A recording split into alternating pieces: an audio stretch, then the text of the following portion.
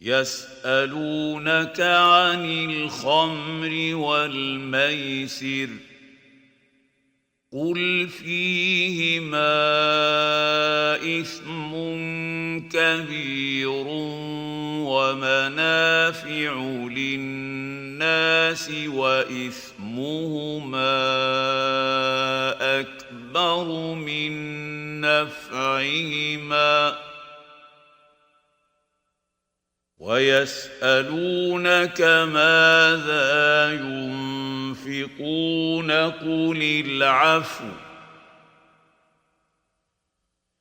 كذلك يبين الله لكم الآيات لعلكم تتفكرون. Sendan xamir va qimor haqida so'rarlar. Ikkisida katta gunoh va kishilar uchun manfaat bor va gunohlari naflaridan kattadir deb ayt. Va sendan nimani nafaqa qilishni so'rarlar, ortiqchasini deb ayt. Alloh shundoq qilib sizga o'z oyatlarini bayon qiladi. Shoyatki tafakkur qilsangiz. Oyatdagi xamir so'zini ichkilik, aroq yoki vino deb tarjima qilmadik. Chunki xamir so'zi umumiy bo'lib, iste'mol qilgan kishining aqlini to'suvchi, ya'ni biroz bo'lsa-da ta'sir o'tkazuvchi barcha narsaga aytiladi. Buning ichiga barcha spirtli ichimliklar hamda nasha, qoradori, ko'knori va boshqalar ham kiradi. Sendan xamir va qimor haqida so'rarlar. Demak, payg'ambar alayhissalomdan xamir va qimor haqida so'rashgan. Islomga to'lig'icha kirish jarayonida bunday savol bo'lishi albatta zarur edi. Islom inson hayotining hamma taraflaridan qamrab olgan. Musulmonlar tasavvuriga yangicha o'ylash hissini solgan edi. Odamlar jahiliyat qoidalaridan, odatlardan tez qutulib, islomiy qonunlarga tezroq amal qilishga shoshilishar edi. Islom jihod, namoz kabi narsalargagina emas, undan boshqa ishlarga ham, masalan, oziq-ovqatning halol pok bo'lishiga, kasbning pokligiga, mol-dunyoni halol yo'l bilan topishga va uni joyini topib nafaqa qilishga ham e'tibor beradi. Chunki bular insoniyat hayotidagi eng muhim holatlar hisoblanadi. Dunyoda adolat o'rnatish, yer yuzida Allohning xalifasi bo'lish vazifasi yuklatilgan shaxs aroqxo'r yoki qimorboz va molini noo'rin sarflaydigan bo'lishi mumkinmi? Albatta yo'q. Holbuki xamir ichish, qimor o'ynash va noo'rin nafaqa qilish hollari jahiliyat vaqtida kishilar hayotiga singib ketgan edi. Xamirsiz hayotni tasavvur qila olmas edilar. Shuningdek, qimor va noto'g'ri mol sarflash ham keng tarqalgan edi. Musulmonlardan ba'zilari o'zlaridagi pok his-tuyg'u ta'sirida bu ishlarning o'nglanishi lozimligini ham his qilar edilar. Hazrati Umar ibn Xattob roziyallohu anhu, Allohim, bizga xamir haqida shifo bo'luvchi bayon bergin deb duo qilib yurardilar. Alloh taolo kishilar hayotiga singib ketgan aroqxo'rlik illatini asta-sekin muolaja qilishni iroda qildi. Avval xurmo va uzumlarning mevasidan mast qiluvchi narsa hamda yaxshi rizq olasizlar deb Nahl surasida mast qiluvchi narsani yaxshi rizqqa qarama-qarshi qo'ydi. Ko'pchilik xamir yaxshi emas ekan deb ichishni tashladi. Keyin Hazrati Umar boshliq bir guruh musulmonlar, "Ey Allohning rasuli, xamir haqida bizga fatvo bering. Bu aqlni ketkazuvchi, molni tortib oluvchi narsa" dedilar. Alloh taolo Baqara surasidagi biz o'rganayotgan ushbu oyatni tushirdi. Keyinroq Abdurrahman ibn Avf roziyallohu anhu uylarida mehmondorchilik uyushtirdilar. U yerda ichib mast bo'lishdi. Namozda imomlari Kafirun surasini xato qilib o'qidi. Shunda Alloh taolo mast holingizda namozga yaqinlashmang degan oyat nozil qildi. Yana ko'pchilik ichmay qo'ydi. Bir muddat o'tganidan keyin Atabon ibn Malik ziyofat berdilar. Ichib o'tirib mast bo'lishdi. Janjal chiqdi, mushlashuv bo'ldi. Shunda Alloh taolo xamirni butunlay harom qiluvchi oyatni nozil qildi. Bularning barchasi o'rni kelganda inshaalloh o'rganiladi. Xamir va qimor haqidagi savolga javob berishni Alloh taolo payg'ambar alayhissalomga ikkisida katta gunoh va kishilar uchun manfaat bor va gunohlari naflaridan kattadir deb ayt, deb o'rgatmoqda. Xamirning ham, qimorning ham katta gunoh ekanligi avvaldan ta'kidlanmoqda. Shu bilan birga, o'sha vaqtdagi kishilarning e'tiqodi bo'yicha manfaatlari ham borligi eslatib o'tilmoqda.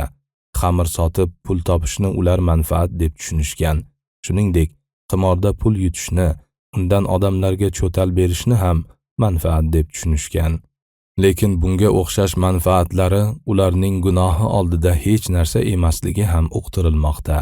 Xamirning jamiyatga, shaxsga, davlatga va insoniyatga keltiradigan zarari hozirgidek ko'zga yaqqol ko'rinmagan bo'lsa kerak. Eslashimiz kerakki, aqlni to'suvchi har bir narsaga xamir deyiladi. Uning nomi turlicha bo'lishi mumkin. Pivodan tortib, morfi va boshqalari ham hammasi harom. Qimorning hukmi ham shunday. Osonlik bilan mehnat qilmay oshiq yoki karta o'ynabmi yoki boshqacha nomlangan o'yinlar o'ylab chiqaribmi odamlarning pulini olish harom. Hozirgi paytda qimorning ham xamirga o'xshab turi ko'payib ketdi. Insoniyatga katta zarar keltirmoqda. Ularning barchasi harom. 3-chi so'ralgan savol nafaqa haqida. To'g'rirog'i, nafaqaning miqdori haqida bo'ldi. Topgan mol va dunyoni o'z o'rniga to'g'ri sarflash naqadar zarurligini hozir hamma ham tushunib qoldi.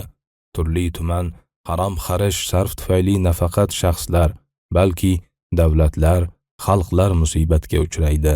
Bu oyatda xayr, ehson, nafaqa, sadaqaga ham o'zidan ortganini ishlatish uqtirilyapti.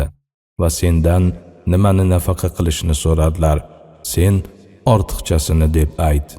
Demak, inson avval o'ziga, ahliga keragini ishlatib, ortib qolganini nafaqa qilish kerak ekan. Abu Hurayra roziyallohu anhu dan rivoyat qilingan hadisda aytiladiki, bir kishi: "Ey Allohning rasuli, menda 1 dinar bor" debdi.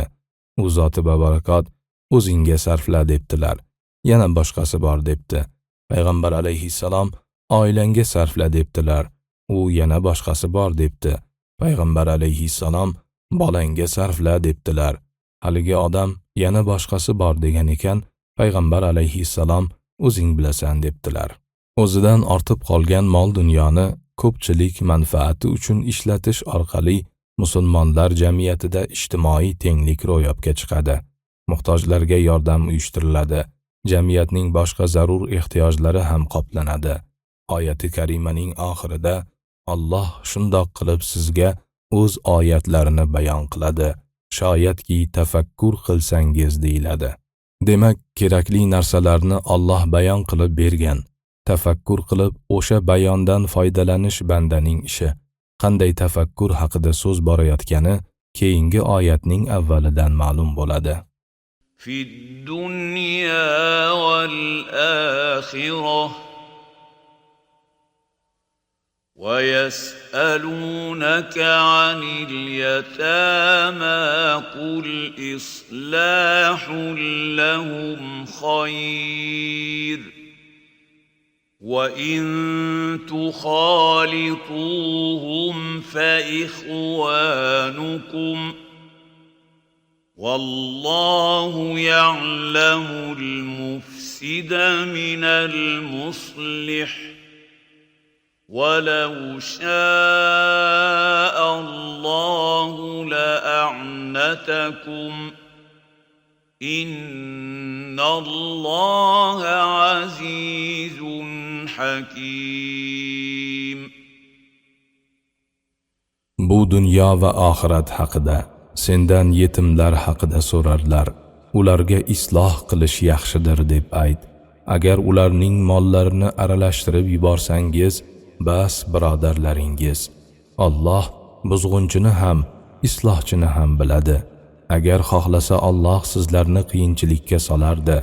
Albatta Alloh aziz, hikmatli zotdir. Demak, bu oyatlarni bayon qilib berishdan Allohning maqsadi bandalar bu dunyo va oxirat haqida tafakkur qilishlari uchun ekan. Insonning hayoti ham bu dunyoga, ham oxiratga tegishli bo'lgandan keyin ikkisi haqida tafakkur qilishi zarur. Faqat bu dunyoni o'ylashning o'zi kifoya emas. Bunda inson hayoti haqida to'g'ri tasavvur paydo bo'lmaydi. Musulmon inson o'zining barcha ishlarida, xususan mol-dunyo nafaqa qilish bobida ham bu dunyo, ham u dunyo haqida tafakkur qiladi. Oyatning davomida yana ijtimoiy, insoniy aloqalar va mol-dunyo sarfi haqida so'z ketadi. Masalan, boquvchisiz qolgan yetim bolalar jamiyatda alohida e'tiborga sazovor a'zolardir. Endigi savol ana o'shalar haqida bo'lmoqda. Sendan yetimlar haqida so'rarlar deyapti Alloh taolo. Va javobdan ma'lum bo'ladiki, savol yetimlarga bo'ladigan muomala, ularning meros olgan mollariga qanday munosabatda bo'lish haqida ekan. Chunki oyatda ularga isloh qilish yaxshidir deb ayt deyilyapti. Yetimlarga isloh, ya'ni yaxshilik qilishda xayr, baraka bor. Yetimlarga yaxshi qarash har bir jamiyatdagi ijtimoiy tenglikning muhim omillaridan biridir. Shuning uchun ham islomda bu masalaga alohida e'tibor berilgan. Qur'oni Karimda ushbu masala bo'yicha bir qancha oyatlar kelgan. Jumladan An'am surasida yetimlarning moliga yaqin kelmang. Niso surasida albatta yetimlarning molini zulm ila yeyuvchilar qorinlariga olovdan boshqani yemaydilar va tezda do'zaxga kiradilar va hokazo. Abdulloh ibn Abbos roziyallohu anhu aytishlaricha, bu ikki oyat nozil qilingandan keyin yetimlarni o'z kafolatiga olgan kishilar yetimlarning haqqini yeb qo'ymaylik deb ularning ovqatlarini ham, ichimliklarini ham alohida qilib qo'yishgan ekan. Hatto yetimdan biror ovqat ortib qolsa, o'zi yemasa, buzilib ketsa ham birov yemaydigan bo'libdi. Bunday qiyin holni Payg'ambarimiz Muhammad alayhissalomga zikr qilishganida Alloh taolo sendan yetimlar haqida so'raydilar oyatini nozil qilgan ekan. Bu oyatda yetimning molini uning tarbiyasini zimmasiga olgan odam o'z moliga aralashtirib yuborishiga ruxsat berilmoqda. Agar ularning mollarini aralashtirib yuborsangiz, bas birodarlaringiz, ya'ni yetimlarning mollarini o'z molingizga aralashtirib yuborsangiz bo'laveradi. Chunki ular ham sizlarning birodaringiz. Sizlar ularga rahm shafqat qilib o'z tarbiyangizga oldingiz. Endi ularning molini yeb qo'yib, azobga duchor bo'lmaylik deb o'zingizni mashaqqatga solishning hojati yo'q. Sizda ularning molini yeyish niyati bo'lmasa bas. Alloh buzg'unchini ham, islohchini ham biladi. Yetimlarning molini yeb buzg'unchilik qilganlarni o'zi bilib jazolaydi. Ularning molini o'z moliga aralashtirsa ham yemay taqvo qilganlarni esa mukofotlaydi. Tushuntirish uchun aytish kerakki, yetim otasidan ayrilgan, balog'at yoshiga yetmagan yosh o'g'il-qizlardir.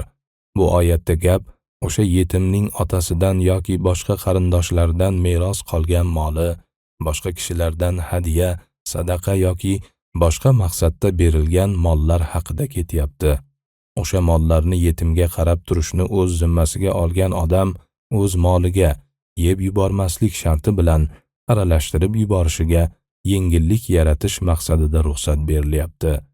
Bu ham Allohning mehribonchiligi. Aks holda agar xohlasa Alloh sizlarni qiyinchilikka solar edi. Bunday ruxsatni bermasa, yetimning molidan xavotirda qiynalib yuraverardingiz. Alloh shundoq qilib sizga o'z oyatlarini bayon qiladi. Shoyatki tafakkur qilsangiz. Ha, darhaqiqat Alloh aziz, g'olib, nima qilsa qo'lidan keladi. Bandalarni qiyinchilikka solishga, amriga xilof qilsalar iqob qilishga qodir. U hikmat egasi, bandalarga behikmat amr qilmaydi. Islomga to'lig'icha kirish jarayonidan maqsad namunali, fozil jamiyat qurishdir. Bunday yuqori saviyali jamiyat esa yuqori saviyali, mustahkam oilalarsiz qurilmaydi. Shuning uchun islomda oilaga alohida va katta e'tibor beriladi. Oilani pok asosda qurib, pok asosda sobit bo'lish masalasi Qur'oni Karimning ko'pgina suralarida turli tomonlardan muolaja qilinadi. Ushbu o'rinda islomga to'lig'icha kirish haqida so'z borarkan, buning muhim omillaridan bo'lmish oila va unga tegishli masalalarda bir necha oyatlar kelgan. ولا تنكحوا المشركات حتى يؤمن ولأمة مؤمنة خير من مشركة ولو أعجبتكم ولا تنكحوا المشركين حتى يؤمنوا ولعبد مؤمن خير من مشرك ولو أعجبكم أولئك يدعون إلى النار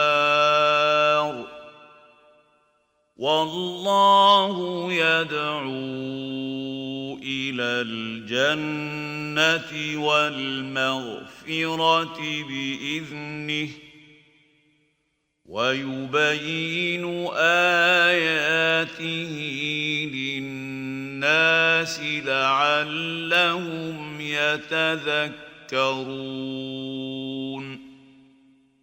Mushrika ayollarni iymon keltirmagunlaricha nikohingizga olmang. Shubhasiz mo'mina cho'ri mushrikadan, gar u sizni ajablantirsa ham yaxshidir. Va mushriklar iymonga kelmagunlaricha ularga nikohlab bermang. Shubhasiz mo'min qul mushrikdan, gar sizni ajablantirsa ham yaxshidir.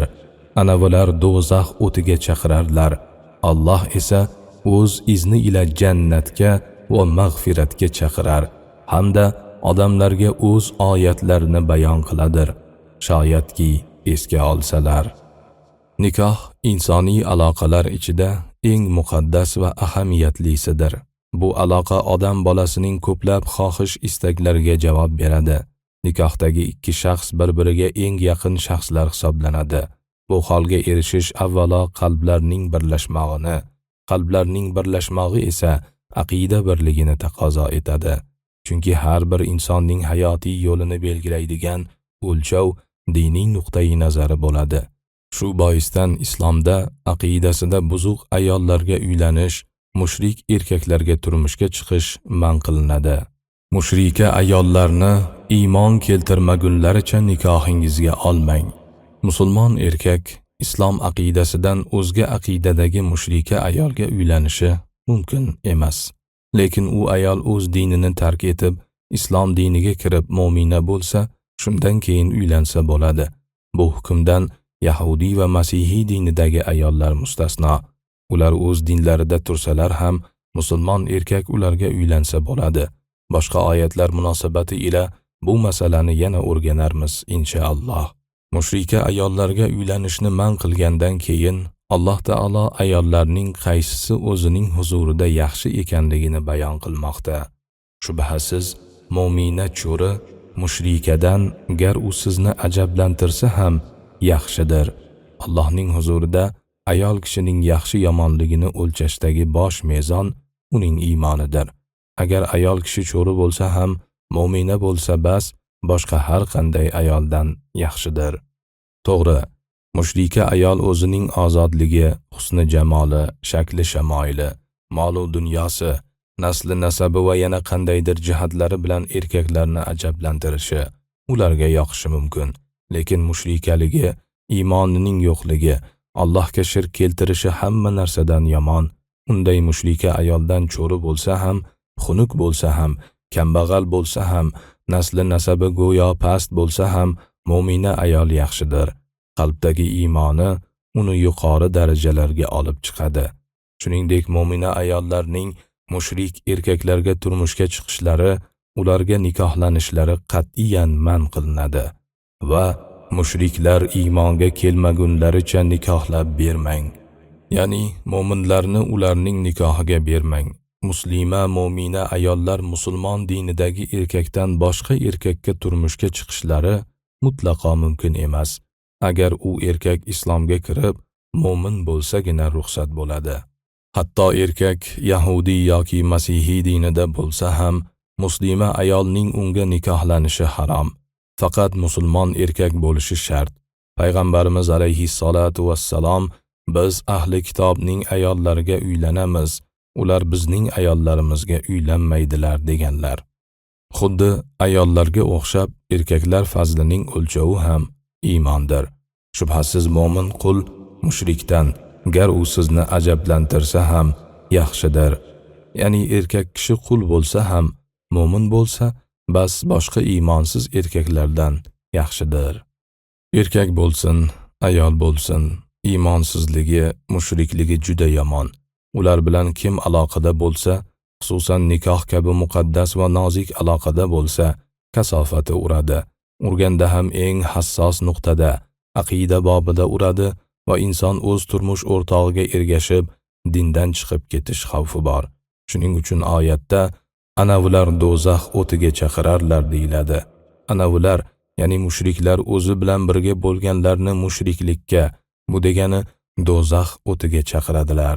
Alloh esa o'z izni ila jannatga va mag'firatga chaqirar va odamlarga o'z oyatlarini bayon qiladir.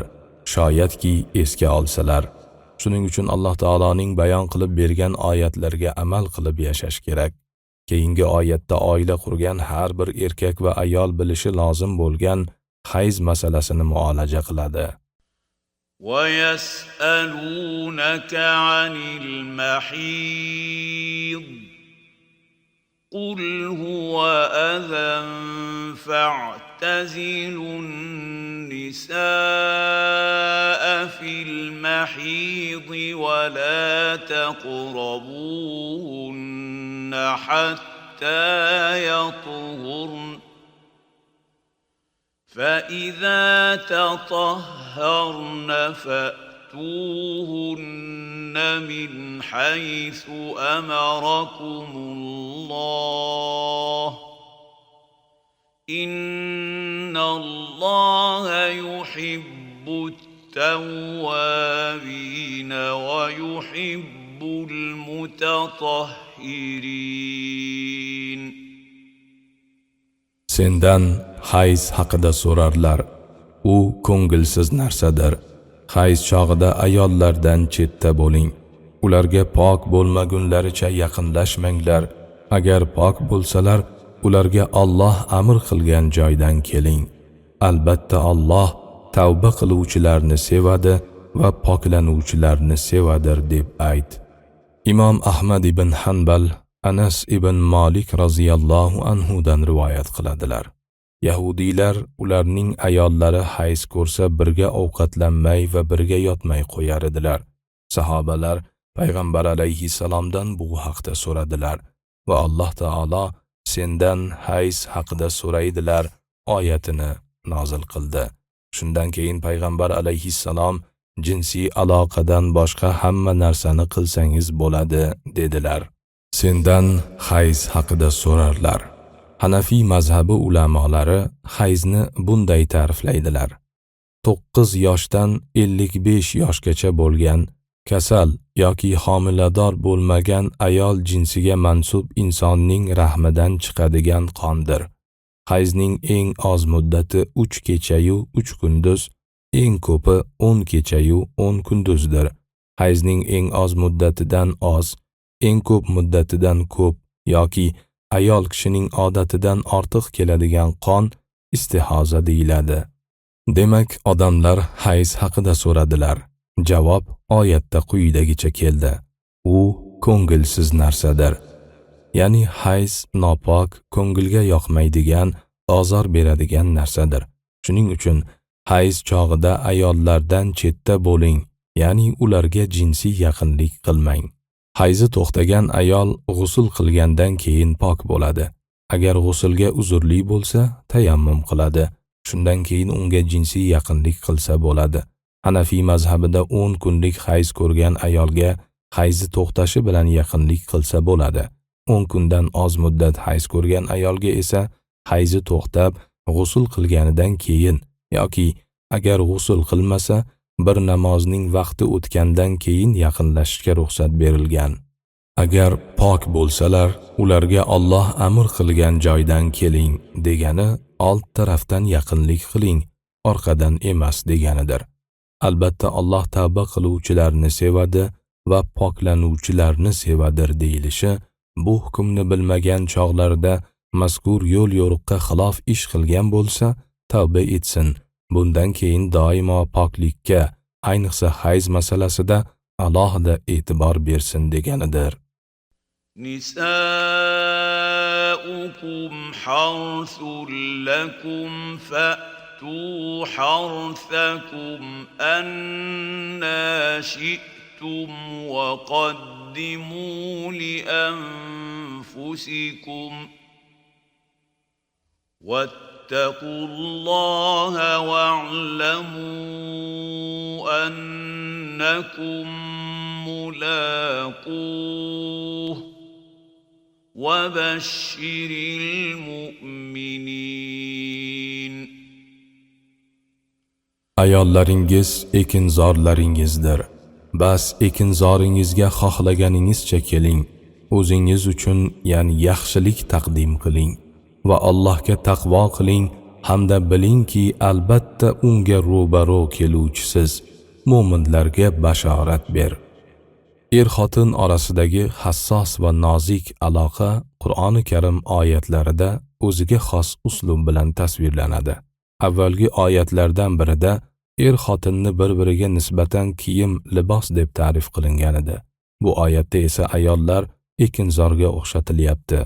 Ekinzorga urug' tashlansa, hosil unib chiqqanidek, ayolga erkakdan tushgan urug'likdan farzand unib chiqishiga ishoratan ayollaringiz ekinzorlaringizdir deyilmoqda. Modomiki ular ekinzor ekan, bas ekinzoringizga xohlaganingizcha keling. Ya'ni xohlagan vaqtingizda, xohlagan holatingizda jinsiy yaqinlik qiling. Ayni chog'da maqsad, ko'zlangan g'oya esingizdan chiqmasin. O'zingiz uchun yaxshilik taqdim qiling. Allohdan qo'rqish, unga taqvo qilish yodingizdan ko'tarilmasin va Allohga taqvo qiling hamda bilingki, albatta unga ro'baro keluvchisiz. Demak, ehtiyot va hushyor bo'lish kerak. Oyatning oxirida Allohga ro'baro kelganda mo'minlarga yaxshilik bo'lishini ta'kidlab va mo'minlarga bashorat ber deyilyapti. Endi esa oilaviy, qarindoshlik va umuman insoniy aloqalarda uchrab turadigan ba'zi bir holatlarni muolaja qilishga o'tiladi. ولا تجعلوا الله عرضة لأيمانكم أن تبروا وتتقوا وتصلحوا بين الناس والله سميع عليم. Ichgan qasamlaringiz sababli yaxshilik qilish, taqvo qilish va odamlar orasini isloh etishingizga Allohni to'siq qilmang. Alloh eshituvchi, biluvchi zotdir. Ushbu oyatning tafsirida Abdulloh ibn Abbos roziyallohu anhu va boshqa azizlar qasamingni yaxshilik qilishingga to'siq qilma, qasamingning kafforatini berginda yaxshilik qilaver deganlar. Imom Muslim Abu Hurayra roziyallohu anhudan rivoyat qilgan hadisi sharifda Rasululloh sallallohu alayhi va sallam kim qasam ichsa va qasam ichgan narsasidan yaxshiroq ishni ko'rsa, qasamiga kafforat berib, yaxshi ishni qilaversin deganlar. Ba'zilar falon ishni qilmayman deb qasam ichib qo'yadi. Keyin bu savobli ishni nimaga qilmayapsan deyilsa, qasam ichganman deb bahona qiladi. Bu oyatda mana shu masalaga oydinlik kiritilyapti. Aslini olganda qasam ichish yaxshi ish emas. Jiddiy, o'zini bilgan odam kerak ishni qasam ichmay ham qilaveradi. Mabodo qasam ichish lozim bo'lib qolsa ham, bu qasam yaxshilik amalga oshishi uchun bo'lishi kerak. Ammo Alloh taolo nomi ila qasam ichishni yaxshilik, taqvo va odamlar orasini isloh qilishdek ezguliklarga to'siq etib olish mutlaqo durust emas. Musulmonlarning islomga to'liq kirishlari jarayonida jahiliyatdan meros bo'lib qolgan shunga o'xshash ishlarni to'g'ri yo'lga solishga ham e'tibor beriladi. Keyingi oyatda qasam ham har xil bo'lishi va ularning hammasida ham kafforat berish lozim emasligining bayoni keladi. لا يؤاخذكم الله باللغو في أيمانكم ولكن يؤاخذكم بما كسبت قلوبكم والله غفور حليم. Alloh sizlarning behuda qasamlaringiz uchun tutmas, qalbdan kasb qilganingiz uchun tutadir va Alloh mag'firatli, rahimli zotdir. Behuda qasam deganda o'ylab-o'ylamay, til o'rganib qolganidan ichiladigan qasamga aytiladi. Ayniqsa arablarda qasam lafzi oson chiqadi, ko'p ishlatiladi. Turkiy xalqlarda har narsaga Xudo ursin deyaverishga o'xshaydi. Bir kuni payg'ambarimiz sahobalardan birlari bilan yo'lda yurib borar edilar. Ov qilayotgan kishilar oldidan o'tib qolishdi. Shunda Allohga qasamki urdim, Allohga qasamki xato qildim degan ovozlar eshitildi. Payg'ambar alayhissalom bilan birga ketayotgan kishi qasamxo'rlar bo'lishdimi deb so'radi. Payg'ambar alayhissalom yo'q, ovchilarning qasami behuda bo'ladi, kafforat ham, uqubat ham yo'q dedilar. Qasam 3 xil bo'ladi. Birinchisi, behuda qasam. Bu avval aytganimizdek, til o'rganib qolib, behudaga qasam ichaverish. Bunday qasamga kafforat yo'q, gunoh ham bo'lmaydi. Lekin musulmonlik odobi bo'yicha qasam ichmaslik lozim. Boshqa oyatda ko'p qasam ichish kofirlarning ishi ekanligi kelgan. Ikkinchisi, g'amus qasam, ya'ni bilib turib yolg'ondan qasam ichish. Bunday qasam katta gunoh bo'lib, istig'for va tavbani talab qiladi. Uchinchisi, munaqida, ya'ni niyat bilan bog'langan qasam. Kelajakda bir ishni qilish yoki qilmaslikni niyat etib, qasd bilan qasam ichish. Bunday qasamni amalga oshira olmasa, kafforat berishi lozim bo'ladi. Endi umumiy ishlardagi qasamdan er-xotinlikka taalluqli ishdagi qasamga, ya'ni iloga o'tiladi.